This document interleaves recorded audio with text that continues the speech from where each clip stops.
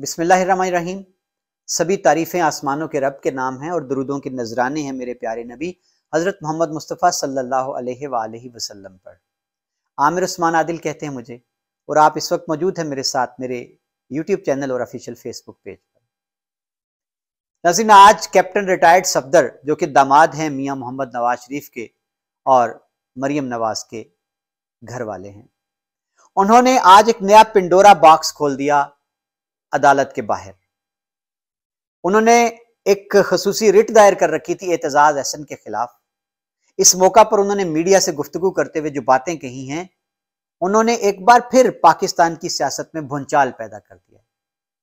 आज उन्होंने कड़े इल्जाम आयद कर दिए फैज हमीद पर और उन्होंने इस्टेब्लिशमेंट को बिल्कुल बरियत का परवाना दे दिया कि उसका कोई किरदार नहीं है नवाज शरीफ की सजाओं में। आइए जरा सुनते हैं कि मासेरा के इस नौजवान ने क्या कहा। पनामा केसेस बनाने में कोई किरदार नहीं था। अगर कोई किरदार होगा तो मंजर आम पे आ जाएगा। था या नहीं था? नहीं, मंजर आम पे आ जाएगा, क्योंकि मेरे पास मैं जमादार इस पार्लियामेंट का 10 साल रुकन रहा हूँ। मैं ऐसे ही जाते जाते एक बंदे पे इल्जाम लगा दूं। इल्जाम छुपे नहीं करते। आपने तो नवाज शरीफ साहब ने जो नाम लिया जी था, मैं बताता हूँ वो एक इल्जाम था। मैं बताता हूँ सारी बात पे। समी वकील हैं एक कराची के, सीएच समी, पता जाएगा फिर एक हिलचल मच जाएगी। नवाज शरीफ साहब के पास हकायक हैं, वो मंजर आम पे लाएंगे।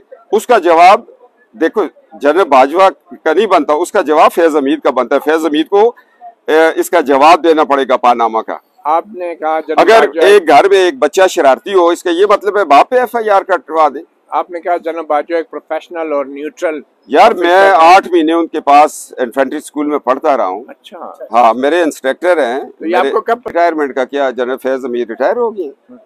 मैं तो अभी खड़क के बोल रहा हूँ। कराची में भी बोला, पिशावर में भी बोला, गुजरांवाला में भी बोला।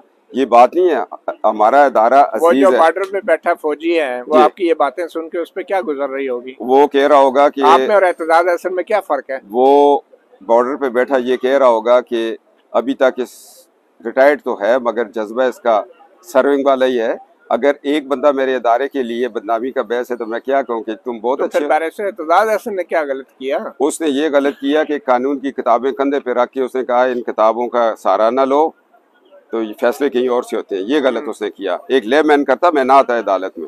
एतजाज अहसन ने गलत काम किया। 40 नाज़रीन, माजरा कुछ यूं है कि एतजाज अहसन के एक बयान ने मुल्क में आग लगा दी थी कुछ रोज कबल, जब उन्होंने ये बयान दिया था कि मरियम नवाज, शहबाज शरीफ और हमजा शहबाज को जो अदालतों से बरियत का परवाना मिला है और मनी लॉन्ड्रिंग और करप्शन और लूटमार के जो मुकदमात थे उनसे ये सुरखरू हुए हैं, तो ये सारा किया धरा है जनरल बाजवा का, और बाजवा साहब ने ये जुल्म कर दिया है। ये कहना था एतजाज अहसन का। इस पर मुल्क में एक तूफान मचा, आड़े हाथों लिया नून लीग ने, और राना सनाउल्लाह ने तो यहां तक कह दिया कि एतजाज अहसन का ज़हनी तवाज़ुन ठीक नहीं है। अब कैप्टन सफदर जी एतजाज अहसन के इस बयान पर उनके खिलाफ चले गए हाई कोर्ट में इस्लामाबाद में, और उन्होंने वहां एक केस दायर कर रखा था कि एतजाज अहसन के खिलाफ तौहीन अदालत का मुकदमा दर्ज किया जाए कि उन्होंने बराह रास्त अदालत को, जिन्होंने बरी किया है शरीफ खानदान को, उनके खिलाफ इल्जाम आयद किया है। तो जस्टिस अतर मिनल्लाह ने रिमार्क्स दिए जी कि अदालतों को इससे कोई फर्क नहीं पड़ता, हम अपने मुकदमात के जरिए से अपने फैसले सुनाते हैं, तो हम मामूली बातों पर नोटिस नहीं ले सकते। तो जब ये कमरा अदालत से बाहर आए हैं कैप्टन सफदर, तो मीडिया से उन्होंने गुफ्तगू की, और यहां मौजूद थे पाकिस्तान के एक बड़े ही मारूफ यूट्यूबर और सहाफ़ी हैं मतीउल्लाह जान, जो हर वक्त खबरों की जद में खुद भी रहते हैं, और वो बड़े कड़े तीखे सवाल पूछते हैं हर शख्सियत से। वो आप देखते होंगे कि वो अपना माइक जो है लेकर वो पीछे पीछे हो जाते हैं और कहने पर मजबूर कर देते हैं शख्सियात को। आज भी ऐसा ही कुछ हुआ। कैप्टन सफदर से उन्होंने कुरेद कुरेद कर सवाल पूछे, और आपने ये वीडियो क्लिप में सुन लिया है कैप्टन सफदर ने क्या फरमाया है। मतीउल्लाह जान ने यह पूछा कि जो पनामा केस है, नवाज शरीफ को जो सजाएं हुई थी, नवाज शरीफ खुद कहते हैं कि जनरल बाजवा ने उनके खिलाफ ये उनको हुकूमत से निकलवाया था, इस पर कैप्टन सफदर ने कहा जी कि ये बिल्कुल गलत है, मैं हमें ही एक बंदे पर जाते हुए इल्जाम देता हूँ, वो बहुत अच्छे ऑफिसर हैं, वो न्यूट्रल हैं। और इस पर जब दोबारा दोहराया कुरैदा मतीउल्लाह जान ने, तो उन्होंने ये कहा कि फैज हमीद जो है उनको जवाबदेह होना पड़ेगा पनामा में। यानी उन्होंने बिलवास्ता तौर पर Panama case Nawaz Sharif family के खिलाफ वो सारा मुद्दा, सारा इल्जाम धर दिया है फैज हमीद के खिलाफ। और यहां मतीउल्लाह जान की रग फड़की और उन्होंने सवाल किया कि जनाबे कैप्टन सफदर, फिर आप में और एतजाज अहसन में क्या फर्क रहा?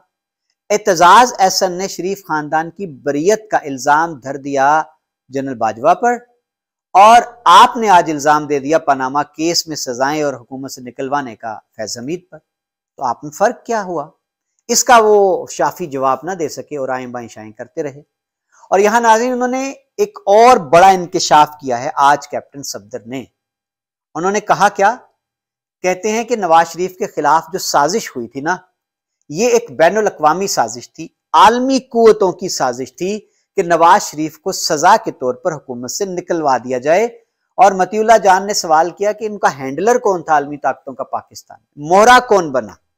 इस पर कैप्टन सफदर ने कहा कि इमरान खान उन आलमी कुव्वतों का मोहरा था। अब उन्होंने वजह इसकी बड़ी दिलचस्प बयान की है कि नवाज शरीफ ने जो एटमी धमाके किए उसकी सजा देनी थी उसको, नवाज शरीफ ने जो मोटरवे बनाई उसकी सजा देना थी, नवाज शरीफ ग्वादर से काशगर तक एक अजीम शान तिजारती शाहरा खोलने जा रहे थे, उसकी सजा के तौर पर आलमी ताकतों ने नवाज शरीफ को इक़्तिदार से निकलवाया, हुकूमत उनकी खत्म कराई और मोहरा बना है इमरान खान। ये बड़ी दिलचस्प बात की कैप्टन सफदर ने। और नाज़रीन यहां उन्होंने दोबारा कहा कि नवाज शरीफ जो है उसने वतन की खातिर कुर्बानियां दी। तो देखते हैं जी कि अब क्या कोई इदारा हरकत में आता है आज, क्या कोई अदालत नोटिस लेती है कैप्टन सफदर की बातों का? और इससे पहले भी वो बहुत बार बातें कर चुके हैं, बड़ी खुलकर बातें कर चुके हैं, और बार बार वो एक बावर्दी फौजी अफसर पर इल्जामात की बौछार कर चुके हैं। लेकिन सवाल ये है कि ये क्या इस मुल्क में अब ऐसे ही होता रहेगा कि सियासतदान, वकाला वो इदारों को बिल्कुल अब डायरेक्ट अपने निशाने पर रख लेंगे इल्जामात के? तो अब ये वो घड़ी आ गई है कि इदारों को भी अपनी साख के लिए सोचना होगा। और ये इल्ज़ाम दर इल्ज़ाम और ये दशनाम बहसीत एक सच्चे पाकिस्तानी के यकीन करें कि दिल दुखता है हमारा, क्योंकि हमारे इदारे हमारी सलामती के ज़ामिन हैं।